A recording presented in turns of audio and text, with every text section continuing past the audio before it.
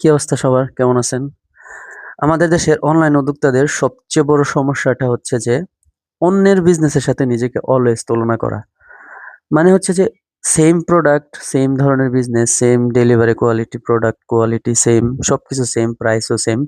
কিন্তু হচ্ছে মানে তার বিক্রি হচ্ছে, আমার কেন হচ্ছে না?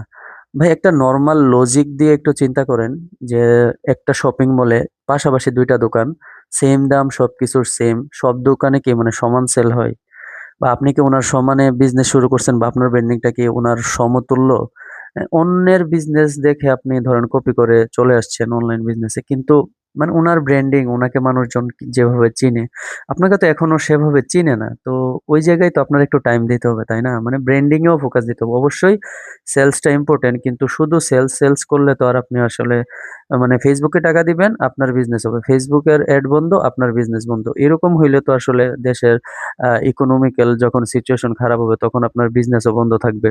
বা আপনি ধরেন একটু এড রান অফ করে দিলেন, তখন আপনার বিজনেস টোটালি বন্ধ। এরকম হইলে তো আসলে আপনি একটা পর্যায় পর্যন্ত মানে নিজেকে সারভাইভ করতে পারবেন, কিন্তু হচ্ছে আসলে মানে স্কেল আপ করতে পারবেন না। তো এইজন্য বলি যে মানুষজনকে দেখে আইডিয়া কপি সবকিছু করেন, কিন্তু ব্র্যান্ডিং এও ফোকাস দেন যেন দিন শেষে মানুষের মাথায় আপনার ব্র্যান্ডটা একটা বা পারচেজ ডিসিশন এর সময় যেন তার এটা মনে থাকে বা মনে আসে। যেমন রিসেন্টলি একটা মানে রিপোর্টে দেখা গেছে যে কোকা-কোলা বছরে হচ্ছে $4 বিলিয়ন এড রান করে। তো সেই কোকা-কোলাকে কে না চিনে? উনাদের কি দরকার আছে মার্কেটিং এ টাকা ইনভেস্ট করার?